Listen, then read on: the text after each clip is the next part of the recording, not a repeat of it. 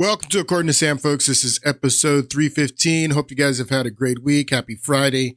I have a great podcast for you guys today. Going to pick up where we left off in the last podcast. Been explaining what's going on with the Democratic Party. And we've been looking at the cover-up of Joe Biden's cognitive and physical decline going into the 2024 election, looking back at what happened to the Democratic Party and dissecting what's going on with the Democratic Party, because the Democratic Party, as you're going to see today, has a lot of problems. I'm going to tell them exactly what their problem is. And,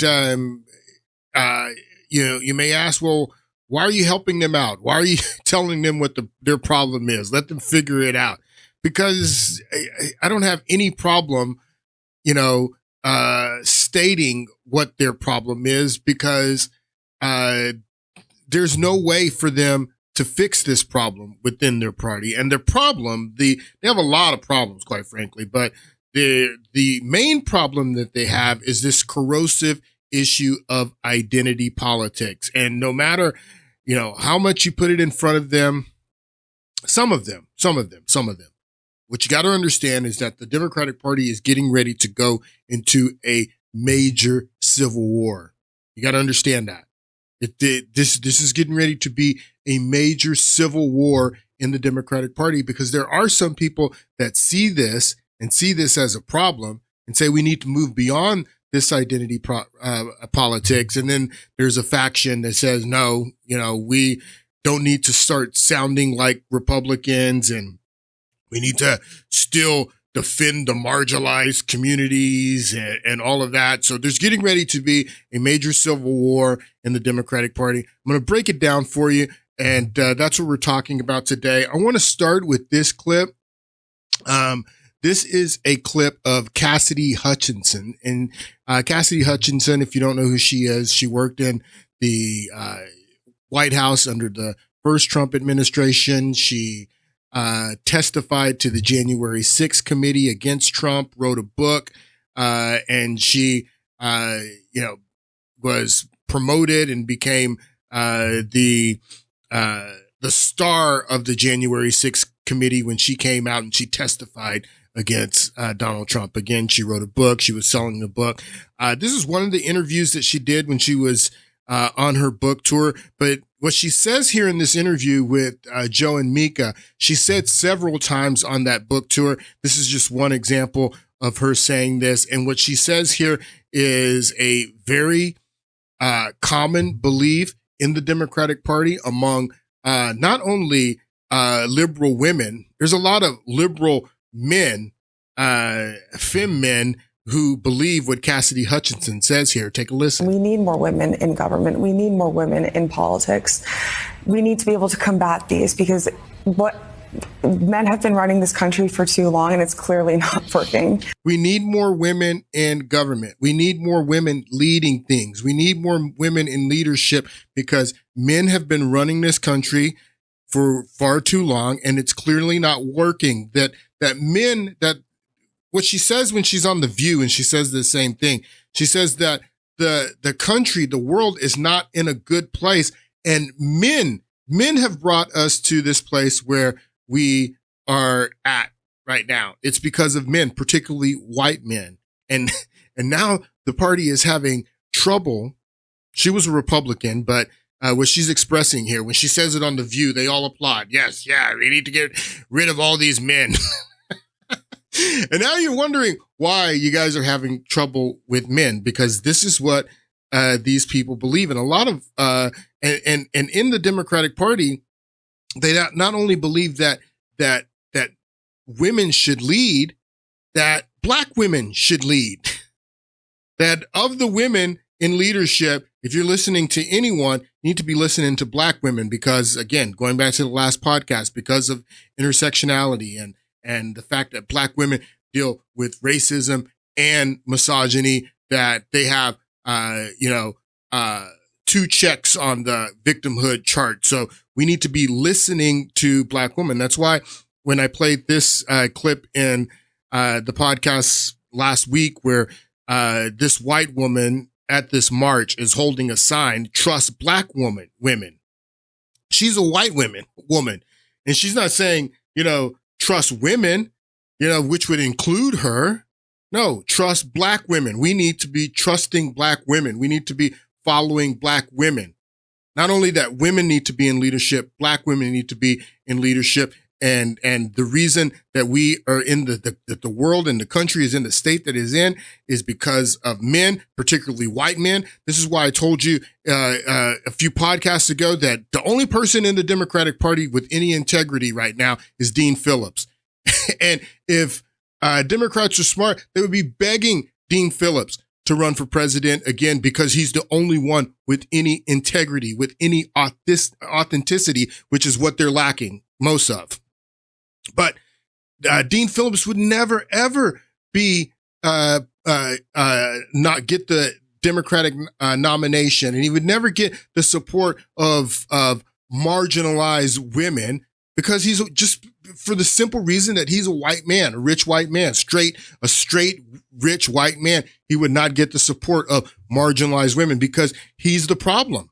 Dean Phillips, white men, like Dean Phillips, rich, white, straight men like Dean Phillips are the reason that the country is in distress and the country is in the situation that it's in. That's what these people believe.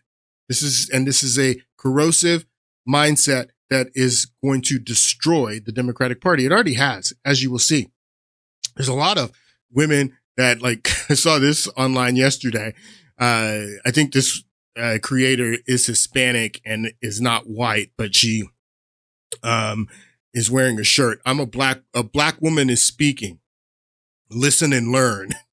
So unlike this woman who is holding this sign and is very serious, trust black woman, I know for a fact that this creator is wearing this t-shirt facetiously. Trust a black woman is speaking, listen and learn, that this is what is given off by a lot of black women, but also a lot of white women. A lot of white women too are promoting this, that we need to trust black women. We need to listen to black women.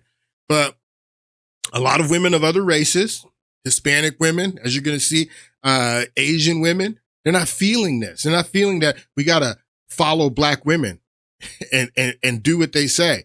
I saw this a clip, and this woman expresses some of the feelings of white women that feel that we have to, take a second class seat to black women, and we need to, push them out front because of their intersectionality, and we need to support them. And she's like, no, I'm not going to hate myself because I'm white. And this is, again, the corrosive problem in the Democratic Party. I never really cared about being white until everyone told me I'm supposed to hate myself for it. And I refuse to hate myself, so people hate me. You'll do all the hating of me for me because I'm not going to hate myself. I love. So she says, I never really even considered it and thought about the fact that I was white. And honestly, if you're a Gen Xer, that's why a lot of people are talking about how Gen X, is full on MAGA now, and that at any generation, Gen X supported Trump more. And the reason that Gen X, and that's true is because, when we grew up, this wasn't a huge issue. All this focus on race and identity, this wasn't a huge issue. This came about and started to be accentuated during the Barack Obama administration 100%. All right, so let's go back to Joe Biden, and we're talking about the 2024 election, but to talk about the 2024 election, we have to go back to 2020. And I've been showing this clip or showing this headline of this article in Politico over the past few podcasts. And this is an article that talks about how black activists and operatives in the Democratic Party are forcing Joe Biden to pick a black woman to be his running mate in 2020. And he's looking at Gretchen Whitmer. He likes Gretchen Whitmer, but not only he, Jill Biden, his wife, also likes Gretchen Whitmer. But Gretchen Whitmer has one problem. She's a white woman. She's a white woman. She happens to be a governor with executive experience of a very important swing state, but she's a white woman.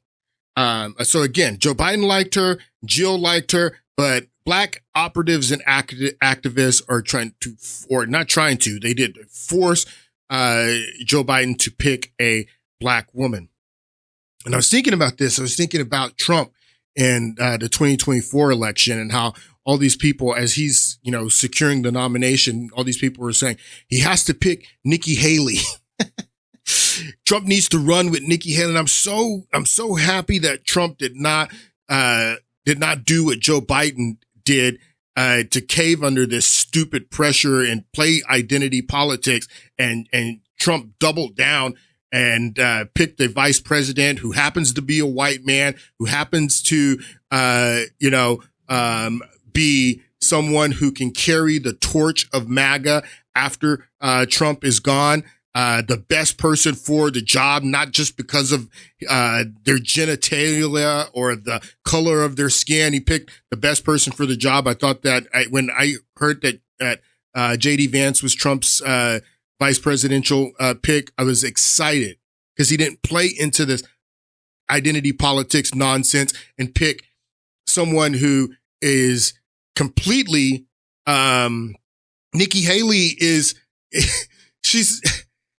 there would have been the absolute worst thing for him to do was play into that identity politics and pick someone as his vice presidential running mate who is the opposite of him on his foreign policy and most of his domestic policy and pretty much policy in general. I mean, she would have been the absolute worst pick. But people were trying to get Trump to do that you have to pick Nikki Haley because she's a woman. But that's what they were doing to, Joe Biden in 2020. He's the one, which I don't even know why he did this. Why even come out and say that if you get the nomination, you're going to pick a woman? Bro, that demonstrates this corrosive problem in the Democratic Party. The fact that he even felt that he had to say that would give him an advantage in the primary if he says that, I promise that if I get the nomination, I'm going to pick a woman. Bro, just win the nomination. And if you end up picking a woman, then you pick a woman and great, But why do you have to put it out there that, I guarantee that if I win the nomination, I promise that I'll pick a woman and I promise that I'll pick a black woman for the Supreme Court. Just make the pick and pick the best person. If it happens to be a woman, it's a woman. Nobody cares about this stuff. But you know who cares about this stuff? They do. A faction of them, and it's destroying their party. So I've been highlighting this article, just the headline, but I want to get into this article and show you what was going on in 2020. This is Politico, and the headline: he better pick a black woman. Biden faces Whitmer backlash. African-American activists and operatives say Biden would pay a steep price if he chooses a white woman for the ticket. I want you to look at the date that this article comes out, August 10th, 2020. So this August 10th, 2020 is when this date come out. This is a Monday. August 10th, 2020 is a Monday when this article comes out. Anticipation has been growing for weeks that Joe Biden will make history by choosing the first black woman as his running mate on a major party ticket. But after news broke over the weekend that Michigan Governor Gretchen Whitmer, a white woman, had flown to meet Biden to discuss the vice presidency, frustration and disappointment boiled over among black female Democrats, including in her own state. Quote, "He better pick a black woman. He better pick a black woman. If he picks Gretchen, he'll lose Michigan," said Virgie Rollins. And this is Virgie Rollins right here. Virgie Rollins said he better pick a black woman. If he doesn't pick a black woman, he'll lose Michigan. Chair, and Virgie Rollins. Virgie Rollins is the chair of the Democratic National Committee Black Caucus, who hosted Biden at her home before his Michigan primary in the spring. There are a lot of black people mad at her, Whitmer, in the state, Rawlings told Politico, citing her record on Flint's lead water crisis and education policy, particularly in Detroit. And that's bull. I mean, are you angry at Obama? Obama went to Flint, drank the water, told you that the water was fine. This is all crap. But they're forcing it. They're forcing by. So this, look at the date again. So we're August 10th, 2020. And then the next day, August 11th. So August 10th, 2020 is a Monday. So Tuesday, the next day, August 11th, Biden announced his pick of Kamala Harris. Biden picks Kamala Harris as his running mate. So this article comes out on Monday as Vergie. This article comes out on Monday. Over the weekend before that Monday, Gretchen Whitmer had flown out to meet with Jill, to meet with Biden. They wanted Gretchen.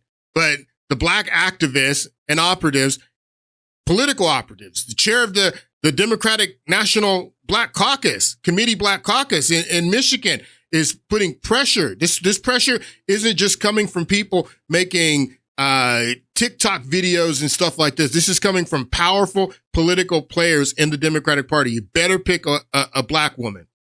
Next day, they announce Kamala Harris as the running mate. All right, so this article comes out 3 days later, August 14th, 2020. And this article breaks down the vetting process, how he ended up with Kamala Harris as his running mate. Biden's family was heavily involved. The family was heavily involved. That includes Jill, who is a white woman. Throughout the process, the former vice president consistently relied on those closest to him, in addition to his official selection of committee, Senator Chris Dodd, Representative Lisa Blunt, all these people who were part of his committee. After attorneys had secured each candidate's background, Biden consulted with his wife, Jill. So Jill was involved. Edith was involved in the process of picking the running mate. Jill wanted Whitmer. I'm telling you, Jill wanted Whitmer.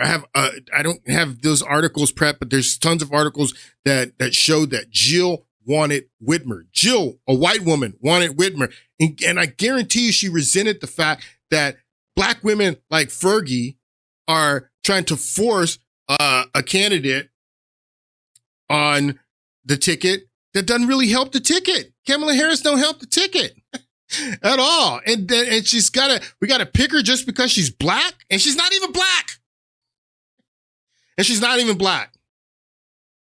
Biden consulted with his wife, Jill, his sister, Valerie.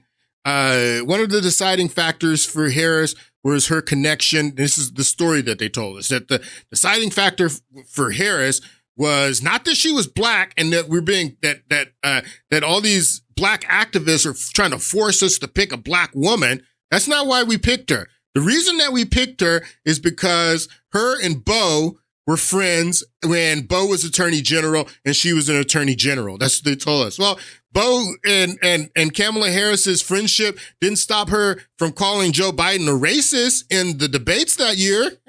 It didn't stop Kamala Harris for chiding Biden for being friends with Robert Byrd and Storm Thurmond, two racists. That friendship with Bo didn't stop this interaction. And then her selling T-shirts and campaigning on "That Girl Was Me" after the fact. That friendship with Bo didn't stop that. But then after they picked Kamala Harris, they told us that the reason they picked Kamala Harris is because of her friendship with Bo. Next paragraph right here. Gretchen Whitmer attempted to withdraw from the process. While Minnesota Senator Amy Klobuchar publicly announced in June that she would drop out of the running for the VP slot, Gretchen Whitmer's attempt to exit the candidate pool was only reported on Wednesday by Associated Press. The Michigan governor had caught interest of Joe Biden and his vice presidential vetting committee who were drawn to her prominence in a crucial battle. It just makes sense.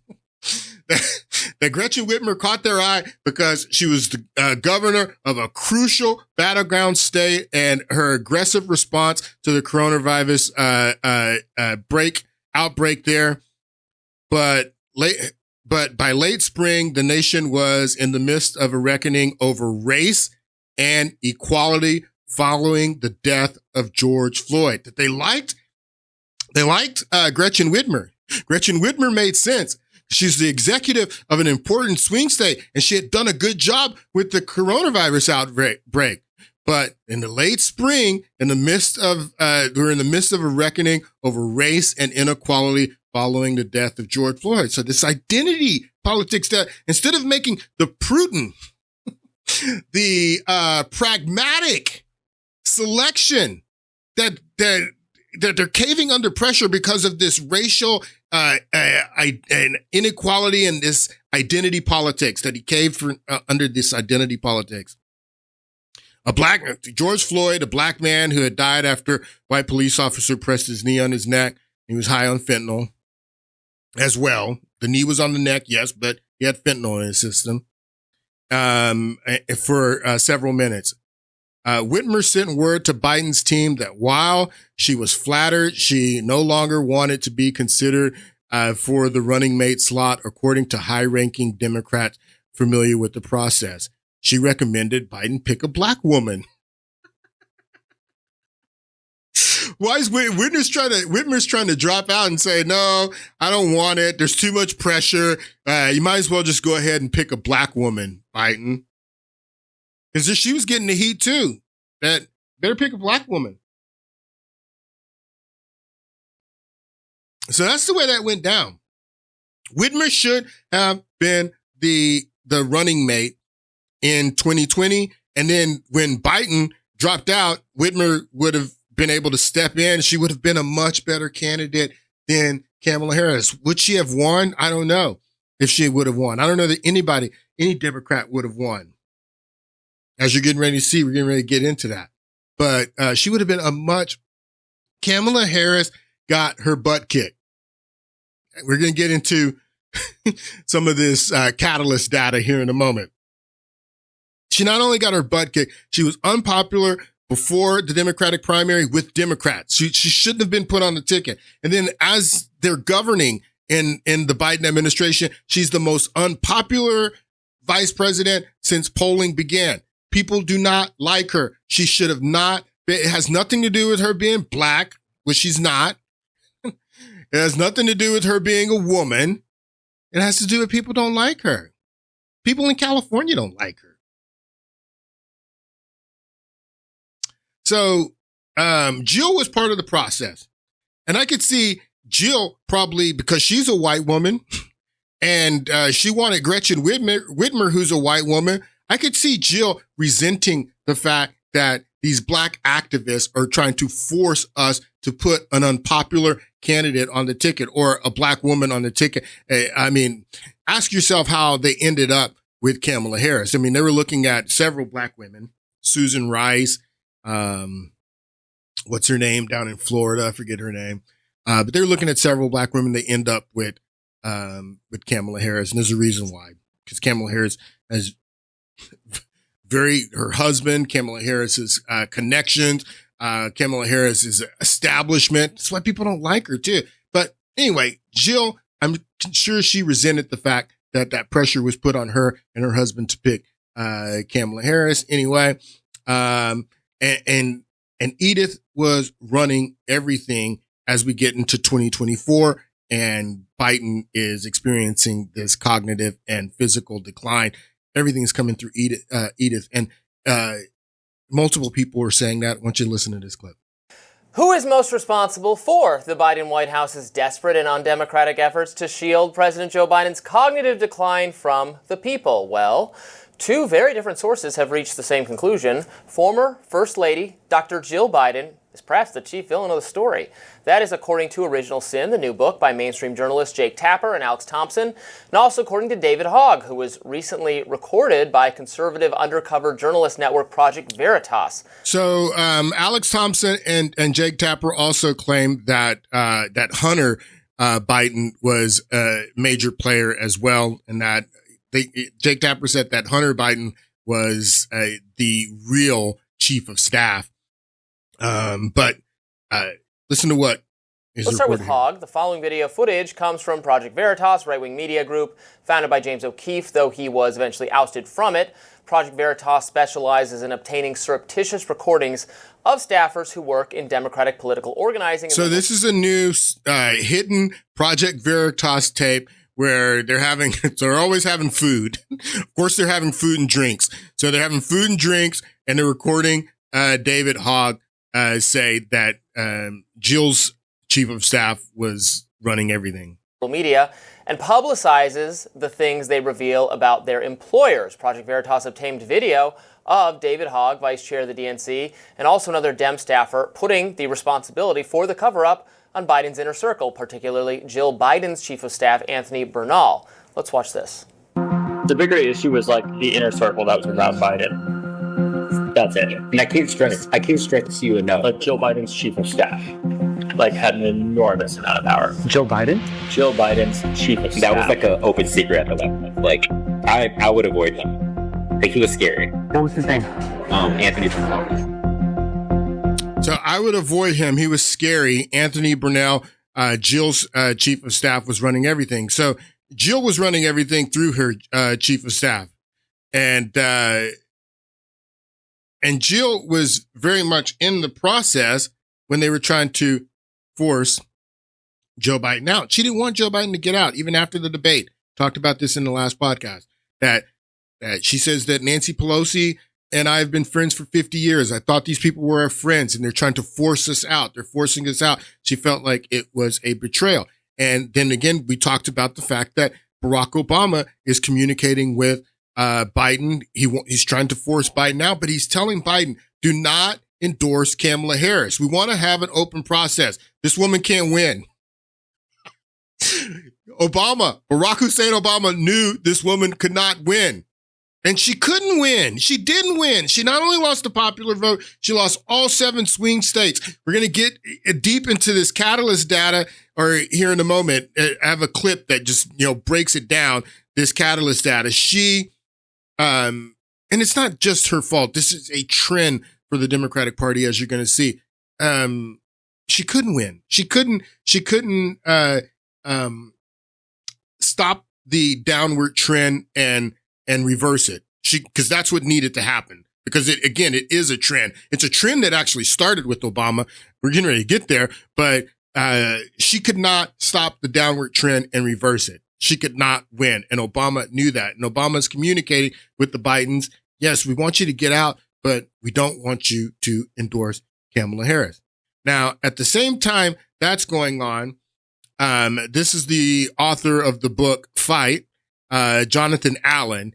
He explains that we talked about the interval of time between Joe Biden releasing that letter on that Sunday, July 21st, saying that he's getting out of the race.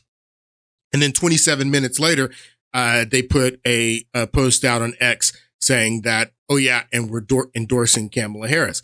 So in the book Fight, Jonathan Allen and his co-author explained what was going on before Biden puts out that initial letter and why that 27 minutes passed and then they endorsed Kamala Harris while they're hearing from Obama saying that, look, we don't want you, Pelosi, myself, we do not want you to endorse Kamala Harris. We want an open process so we can find a better candidate. Listen to what Jonathan Allen says here. Biden is being pressured by a lot of Democrats to get out of the race, and he's sticking firm, and he's basically saying, I'm the only one that can beat Donald Trump. But eventually, he's going to decide to get out of the race, and people know that. But what they don't know is that on the day that he decides to get out of the race, before she is informed that that's going to happen, Kamala Harris's team, her brother-in-law and several of her closest aides and a couple of sort of top leaders in the party are gathered in her pool house outside the vice president's residence. There's a pool and there's a little pool house, and they're in there and they're kind of strategizing about what they should do in the event that Biden drops out. How is Kamala Harris going to lock down the support that she needs to win the Democratic nomination if Biden gets out? So this is that Sunday morning before the letter comes out. No one knows that Biden and his team are going to put out this letter saying that they're dropping out of the race. They're getting a lot of pressure. They've been defiant, saying, no, we're staying in. And who knows what type of pressure that they're getting. But he finally decides that Sunday to get out. In that morning of that Sunday, not knowing that Biden was getting ready to do this, Kamala Harris and her team are there at her pool house, and they're discussing, what are we going to do to make sure that we secure this nomination on the event that Biden gets out. And there's a little pool house, and they're in there, and they're kind of strategizing about what they should do in the event that Biden drops out. How is Kamala Harris going to lock down the support that she needs to win the Democratic nomination if Biden gets out? And this is literally going on the morning that he decides that he's going to get out. And then the meeting is interrupted because Joe Biden has called the vice president, and she's in her house, in her private quarters, and the meeting's interrupted, and her aides are told, you need to go rush up and get to her because she's on the phone with Biden right now. And Biden is telling her he's going to get out. And she says, are you sure? And he says, yeah, I'm sure. And she says, well, are you going to endorse me? And for her, once he gets out, if he doesn't endorse her, the nomination still hasn't been decided officially. And there are other people that might want to jump in, a whole bunch of governors, senators, and the like who want to jump in. Yeah, so if Biden doesn't endorse her, there's other people that want to jump in. Like the clip that we were playing in the last podcast of Nancy Pelosi says that there was an open process. Yeah, there was an open process, if you want to call it that, some quasi-open process where everybody in the Democratic leadership has endorsed Kamala Harris and thrown all their weight behind Kamala Harris. It's not an open process at that point. Anyone who jumps in at that point is committing political suicide. Doesn't endorse her, the nomination still hasn't been decided officially, and there are other people that might want to jump in, a whole bunch of governors, senators, and the like who want to jump in and compete for this. And she says to him, that's exactly right. And she says, are you going to endorse me? And he says, well, you've got my support, kid. And for any politician, certainly in See, I take a lot of these tell-all books with unnamed sources. I take with the grain of salt, but I know Joe Biden said that. That sounds exactly like Joe Biden. Well, you got my support, kid. No, he's not going to endorse you. Obama, Pelosi, all these people were telling him not to endorse you. He doesn't want to endorse you because he's listening to them and whatever leverage they have over him that's forcing him to drop out. He's not going to endorse you. Obama's telling him not to endorse you. That's exactly right. And she says, are you going to endorse me? And he says, well, you've got my support, kid. And for any politician, certainly in the U.S., if you ask someone if they're going to endorse you and you don't hear the E word back from them, it is basically the F word. Wow. And he says why not endorse her? Because she can't win. Like her?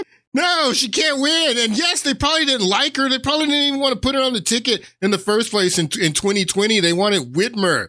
But they didn't want to endorse her because she can't win. She's going to lose. She's going to lose the popular vote. She's going to lose all 7 swing states. She's going to lose miserably. I didn't think she could do it, or why? So for 3 weeks, his team had been telling everyone that would listen that she wasn't good enough. She wasn't. In order to try to save him, they tried to drown her and Please. say to everybody, the alternative is Kamala Harris, and boy, you don't want her.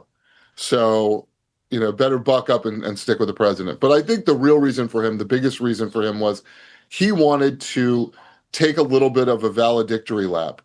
Mm-hmm. He wanted to bask in the glory of his moment. And so what he says to her is, well, listen, maybe I'm going to put out a statement today saying that I'm getting out of the race, and maybe in a few days I'll endorse you, or in a few days I'll endorse you. And she knows that time is of the essence. Time is of the essence. Those few days, if Biden wouldn't have endorsed on that Sunday and he would have let a few days pass, even one day pass without endorsing Kamala Harris, and then Pelosi and Schumer and all those people don't endorse her the next day, I'm pretty sure that somebody would have been getting in that race immediately. I'm pretty sure. So she's absolutely right when she's trying to force Biden to give her the endorsement that time is of the essence. I need your endorsement today, or I can't lock this thing down. And if somebody else would have jumped in, I mean, it would have been contentious because a lot of people understood that she couldn't win. A lot of Democrats understood that she couldn't win and that she was unpopular. I mean, it's funny because after she becomes the nominee in that next week, her poll numbers jump up like 25%. She goes from the most unpopular vice president in history to the very next week that she's the nominee, she's all of a sudden the most popular Democrat. That's called inflation, people. That's not real. So, yeah, she's pressuring Biden. I need your endorsement today, even though Biden is hearing from Obama and the other side, don't endorse her. Don't endorse her. Today saying that I'm getting out of the race, and maybe in a few days I'll endorse you, or in a few days I'll endorse you. And she knows that time is of the essence, that there are all these competing Democrats that want this nomination. Better Democrats. She's pushing him on the phone. And this is, I mean, as it turns out, like within an hour of when he officially drops out, she pushes him on the phone and he says, listen, you're making some good points. She says to him, if you don't endorse me, everyone's going to know that you think you made a mistake when you picked me to be vice president. He made a mistake. He did make a mistake when he picked you. He did make a mistake. He wanted Gretchen Whitmer, who was a better choice, but she was too white. So, I mean, it's funny that she's using that as leverage to get Biden to endorse her, because he's saying that you don't want to admit that you made a mistake in 2020 when you picked me. You absolutely made a mistake when he picked you in 2020, the most unpopular vice president in history. Yeah, absolutely made a mistake. But that's what he tells her, what she tells him. He says, listen, you're making some good points. She says to him, if you don't endorse me, everyone's going to know that you think you made a mistake when you picked me to be vice president in the first place. You said to the country, I'm the next best person to be president, and it reflects poorly on your own legacy if you don't choose me, if you don't endorse me, if you let it hang there in the air and people think that you don't support me. And he says, you make some good points, and they get off the phone without it resolved. And then her aides write up a statement for him to make about her, and they get back on the phone. And he agrees that he'll put that statement out a little bit later. It turns out being about half an hour after 27 minutes he's dropping out. And the thing that's fascinating that we also report on is that Barack Obama, the former president of the United States, at the same time is still pushing this idea that there should be an open primary, that there should be some sort of primary contest in an open Democratic convention to choose the successor to Biden. So at the same time, Kamala Harris is lobbying for herself, trying to get the endorsement. Barack Obama is in contact with the Bidens and telling them, look, no, don't endorse her. Don't endorse her. We want an open process. And then Biden and his team, they get off the phone with Kamala Harris, and then they agree, okay, we're going to endorse you. We're going to put the message out and endorse you, and let them have it, is what Jill said. Let them have it. We're going to go against Obama. We're going to go against Pelosi and all those people who don't want Kamala Harris because they know she can't win. Yeah, we know she can't win either. And if they don't want Biden, then they get Trump. That's what Jill, this is what I believe. That Jill was saying, if you don't want Biden, if you don't want my husband, you don't want us, then you get Trump. And then they put out the endorsement. So after putting out that endorsement, just a few days later, you remember all of the different, talk about identity politics. Just a few days later, you start having all these different Zoom calls. You had the black women Zoom call, and then you had the white women Zoom call, and then you had the black men Zoom call.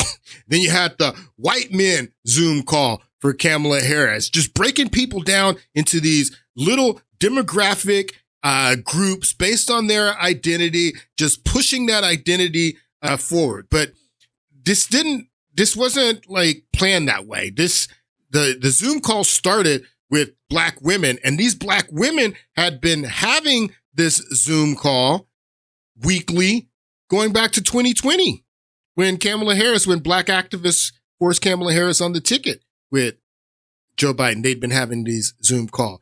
So they were already set up and had this organization going on with this Zoom call, just black women. No white women were involved. No white men were involved. No black men were involved. Black women and black women only on this Zoom call. So in those days after Joe Biden puts out that message that he's dropping out and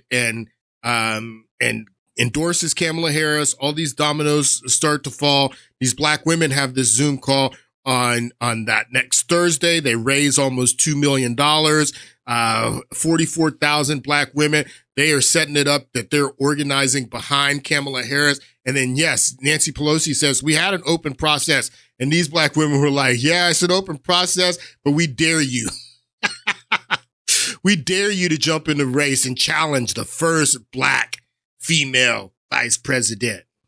That's how that went down. This is a clip about the Win with Black Women Zoom call. Take a listen. Joteka Edie says she felt that way back in 2020. After hearing some of the negative comments about black women named as possible vice presidential candidates. Every last one of those women were receiving racist, sexist attacks. No one was challenging their policies, their agendas. She was too ambitious. So her mentor. Who are they? So all of these women, Susan Rice, all these women were black women that when Biden says that he was considering, because he had already committed to a woman, and then they're trying to force him to pick a black woman. He says, I'm considering a black woman. These are the black women that I'm considering. And then she says that all of these black women who he was considering were receiving, racist, threatening messages and all. From who? From Democrats? They're receiving this stuff from Democrats? This is what's going on in the Democratic Party? After hearing some of the negative comments about black women named as possible vice presidential candidates. Every last one of those women were receiving racist, sexist attacks. So her Win with Black Women Zoom call goes back to 2020, and this was part of the pressure campaign that was put on Joe Biden to not select Gretchen Whitmer, but to select a black woman. And so this is trying to get you to understand this Zoom call that was in force in 2024 when Joe Biden drops out and ready to back Kamala Harris. It started in 2020. That's how they, had 44,000 women on that Zoom call that next week and raised almost $2 million. And these are not, this is why I'm trying to explain to you that these are not women making TikTok videos and stuff like that. This woman is a lawyer. These are powerful women, women like Donna Brazile. Donna Brazile, who's been a major player in the Democratic Party for a long time, was part of this group. These are very powerful women political players. This is not just women on TikTok making videos. Better pick a black woman. No, these are professional, very powerful black women. Many of them sorority sisters of Kamala Harris, AKAs. So that's what you got to understand. That this started in 2020, and they were already had this organization set up. So when Biden drops out that Sunday, they can immediately activate and get behind Kamala Harris. No one was going to get in at this point. Were receiving racist, sexist attacks. No one was challenging their policies, their agendas. She was too ambitious.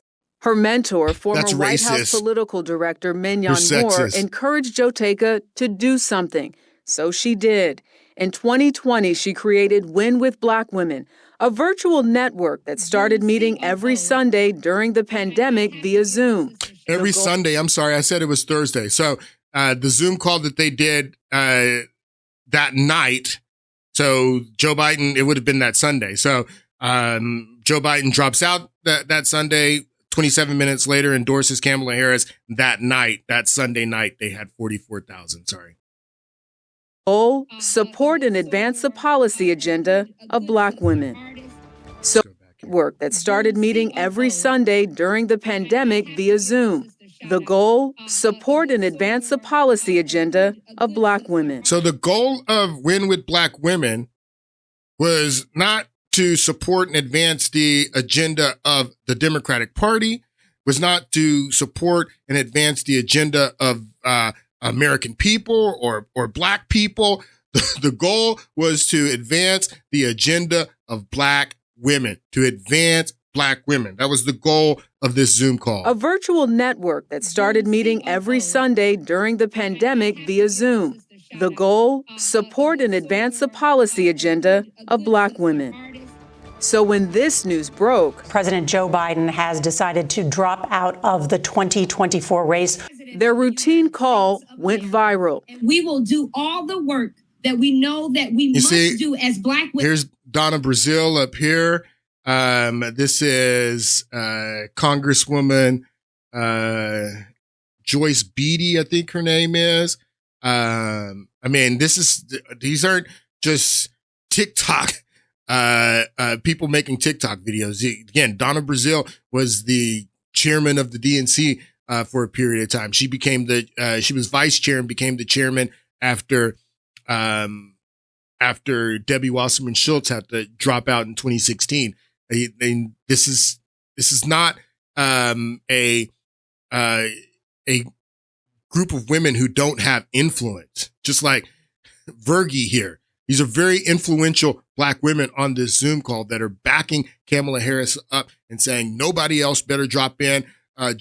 Nobody better try to leapfrog over Kamala Harris and try to leapfrog over the first Black woman, even though she can't win.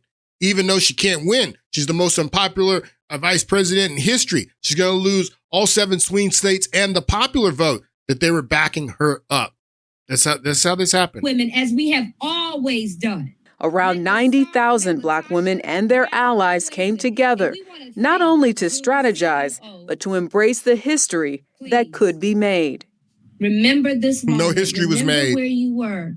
Remember how you felt. When we hung up at 1 a.m., it was still 20,000 women. And it felt like a hug that you just did not want to let go. Their actions inspired other groups to form. So their actions, this Win with Black Women Zoom call is what started all the other Zoom call, the white dudes for Harris, the white women for Harris and all that stuff. And focusing on identity and breaking people up into these little groups, cat ladies for Harris. This all started with the Win with Black Women Zoom call. And when the election was over, these women were devastated. The 92% of 6% were devastated. And they wanted to blame racism and the fact that misogyny and all of these issues behind why America rejected Black women and why Americans didn't elect the first Black women. And they blame all of these issues besides the real issue, the issue that she should have never been the nominee. She should have never been the vice presidential pick for Joe Biden in 2020. That she was a horrible candidate. Had nothing to do with racism or misogyny. But that's what they wanted to blame.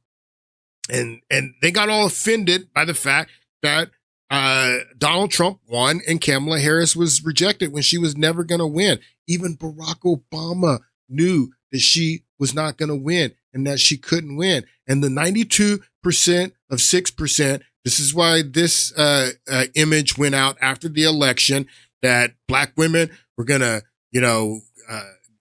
go to their corner and sip coffee and they are going to watch the world burn under Donald Trump because you failed to listen to the wise Black woman, to the Miss Cleos. That's where this came from. And this is a huge problem in the Democratic Party. You Black women, again, only make up 6% of the population. Black African Americans together only make up 12.4% of the population. You have to be able to build alliances. You have to be able to build coalitions, especially with white people. You have to be able to build coalitions with white people. You have to be able to build coalitions with Hispanic people. You better be able to build coalitions with other people, other women and men. And you have to reject the identity politics, because that's what Trump did, as we're going to see here in a moment. I have a little bit more time. We're going to get into this Catalist data. Trump built a coalition. Trump got black men. He didn't get very many black women to move his way. And black women, according to the Catalist data, didn't move at all from the Biden election in 2020. But black men, 7 points swing from Biden to Trump. Hispanic men, 15 points from Biden to Trump. You have to be able to build coalitions, and that's what Trump did. He built a winning coalition. We're going to listen to a clip here in a moment that breaks down. But this idea that black women are all wise and the black women are these great leaders. Where? Wait, black women have been in leadership in this country? Black women have been mayors of major metropolitan cities. Which one of these black women left the city that they were mayor in better after they left? Did London Breed leave San Francisco better after she left? Did Keisha Bottoms leave Atlanta better when she left? How about Lori Lightfoot when she left as mayor of Chicago? Did she leave Chicago better? The idea that black women are just naturally better leaders because of intersectionality is ridiculous. And we have the evidence of it. It's not like black women have not been in leadership. What have they done? What has Muriel Bowser done to D.C.? Is D.C. better after having Muriel Bowser as a mayor? Come on, people. This is ridiculous. And people are rejecting it outright. Outright. All right, so let's get into some of this Catalist data as we wind down today's podcast. We got about 10 more minutes. Catalist is a Democratic firm that compiles data after elections and shows you the breakdown, the demographic breakdown. They use census data. It's completely comprehensive. Look at all this red. And what Catalist found, they just finished putting out this report about what happened in the 2024 election. And what Catalist found is that this was a disaster for Kamala Harris. And honestly, if Joe Biden wouldn't have dropped out, I don't see him doing very much better, because what Catalist shows is a trend, that this is a trend of a problem for the Democratic Party. That this downfall of the Democratic Party didn't just start. There's all this data in here, tale of two elections, where they look at 2020 compared to, well, that's multiple elections. They look at the race breakdown. Look at this, people. This is the racial breakdown. You don't think you have to build coalitions? You think that you can just go around saying it's my way or the highway, that the candidate has to be black, that has to be the candidate that we want. If you don't give us the candidate that we want, then we're going to stay home. That black women and black voters, they feel that the Democratic Party needs them. And the Democratic Party does need them, but you need these other white voters as well. You can't do it by yourself. You're absolutely right, black voters, that the Democratic Party needs you. They need you, but you also need them. You also need white Democrats and Hispanic Democrats. You can't be going around saying that if you don't get the candidate that you say, that's got the skin tone that you say, that you're not going to support. You have to build coalitions. Look at this, 2024. 70, and what the data showed us from Catalist is that turnout was up. Turnout was 68% of all possible voters voted in this election, 68%. So turnout was high. Turnout for white voters was even higher than the average. Turnout for white voters was something almost by 8%. So more white people voted. And you don't think you think that you can just be, you can put off, white people's concerns and tell them that they have to follow you when you're 6% of the population. Look at this. Now you have to build coalitions. Only 11% black, 72% white voted in this election. So all this information came out of the Catalist data. This is the racial, this is brutal. This is what I was telling you about a trend. Democrat support among white voters. Well, no, I want to show you black voters, the trend. Democratic support among black voters. Here it is right here. Democratic support. Look at this trend for black men. These are the last 4 elections. This is a trend. So this isn't a problem that just started in the 2024 election that we can attribute all of this to Kamala Harris. This is a trend from going back to, this is black men going back to 2012. 95% voted for Obama in 2012, and then Hillary Clinton only got 90% in 2016, and then Biden got 86% in 2020, and then Kamala Harris got 79%. That's called a trend. And then this is all black voters. And the black men are what's driving this down. This is a trend, down, negative, going down.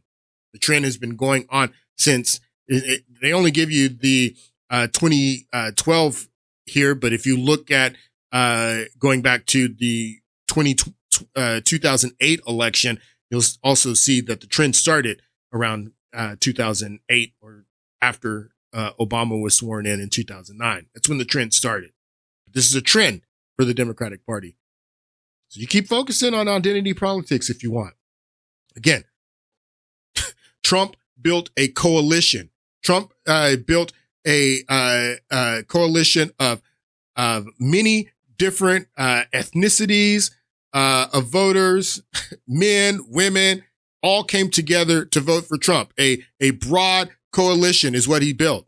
People aren't saying that, oh, we're not going to support Donald Trump if he picks a white man as his running mate. No, we don't care if he picked a white man as his running mate. We're voting for the agenda. We're willing to look past all of that identity politics. As a matter of fact, that identity politics, if Donald Trump would have picked Nikki Haley as his running mate, that would have hurt him. I don't even know if I would have voted for the ticket. And so Donald Trump built a broad coalition. One out of every 3 people of color that voted in the 2024 election, Donald Trump won 1. He won 1/3 of every person of color that voted in the election. It just destroys the entire narrative that Donald Trump's coalition is only made up of white people, and that Donald Trump's only appeal is the frustration of white people that we had a black president or whatever. It destroys that narrative. Donald Trump has increased his popularity among broad demographics in every election going back to 2016, 2020, and 2024. He built this coalition. I want you to listen to Chris Salissa, and he's going to break down the Catalist data. We now have a comprehensive and data-driven breakdown of the 2024 electorate, which really gives us the best sense we've had to date of what actually happened. How did Donald Trump win, and how did Kamala Harris lose? And I want to just go through a few data points from it, because I think it's really, really important and instructive, both for Republicans who are going to try to maintain the Trump coalition, and for Democrats who need to win back some of that Trump coalition. So this comes to us from a firm called Catalist, which is a big Democratic data firm. Yes, it is a Democratic firm, but I will say all the conclusions in here are entirely based on data. It's not based on partisanship in any way, shape, or form. Basically, they take, they use census data, they use their own polling and modeling, they do this massive look at what we know happened in 2024. And I want to quote from Amy Walther, a friend of mine who works for a place called the Cook Political Report. She wrote about the Catalist report, and she really sums up really nicely, I think, what happened, and I want to go through a few specific data points. So here's Amy. Back in 2012, Barack Obama's campaign had a mantra: a younger, more diverse electorate was the key to re-election.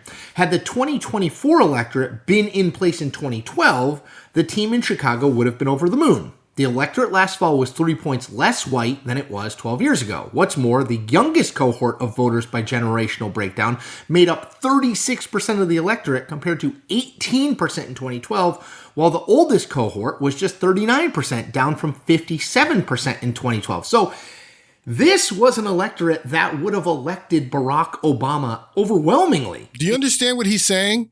that the coalition of the broad coalition of many races, many ages, both genders, that all these people came together to support Donald Trump. This is the coalition that Obama had in 2008, that many of these people voted, like myself, voted for Obama in 2008 and then voted for Trump in 2024, that Donald Trump won, winning the Obama coalition is what this author, who Chris Alyssa is quoting, says. In 2012. It is a more Barack Obama-friendly electorate, younger, more diverse than even that 2012 electorate. And yet Donald Trump won. Okay, so what happened is the question. So I think there's two big points here.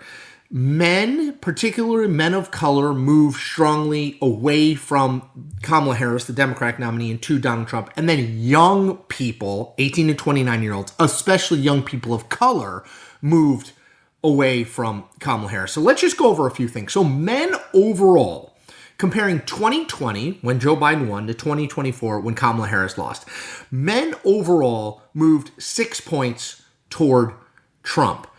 But interestingly, those gains were really pronounced among Latino men. They moved 12 points more toward Trump than they had been in 2020. 12 points. And black men moved 7 points. 7 points for black men, huh? A lot of people, particularly Democrats, like to dismiss. Where are all these men moving to the Republican Party? Why? Because this woman says that men have destroyed everything and we need to get rid of men, and that we need more women in government, and this woman says we need to trust black women and we got to listen to black women running things. And black men are like, no, at least 7%, the 7% that moved towards Trump are like, no. We don't think that black women need to be running everything. We don't think that women need to be running everything, is basically what they said. That's what I mean. You call it what you want. And the thing is that you got to understand is that this is a trend. If you get into this data and you understand that black men moving towards Trump and Republican, it didn't just happen this year. This is a trend. And man, I'm almost done here. The Trump coalition is, a bunch of white men. Some more. Yes, white men did move toward Trump more in 2024. So did black men. So did Hispanic men. So did Asian men. 4% more in 2024 than 2020, but not huge. And by the way, white men without college degrees, Donald Trump's supposed base, they moved 3 points more toward Trump. So remember, white men with college degrees, Latino men moved 4 times more toward Donald Trump in 2024 than white men without a college degree, which is pretty striking. So again, Latino men, 12 points more Republican in 2024 than 2020. That is striking. Men overall, 6 points. Okay, then let's go to 18 to 29-year-olds. So these are the youngest cohort of voters. This had been Barack Obama's wheelhouse. I mean, he won overwhelmingly, 60+% with this voting cohort. In 2024, 18 to 29-year-olds voted 6% overall. All 18 to 29-year-olds voted 6% more Republican than they had in 2020. But if you look at young people of color, it's even more striking. Latino, even more striking. 29-year-olds. Again, 12 points more Republican than they had been 4 years ago.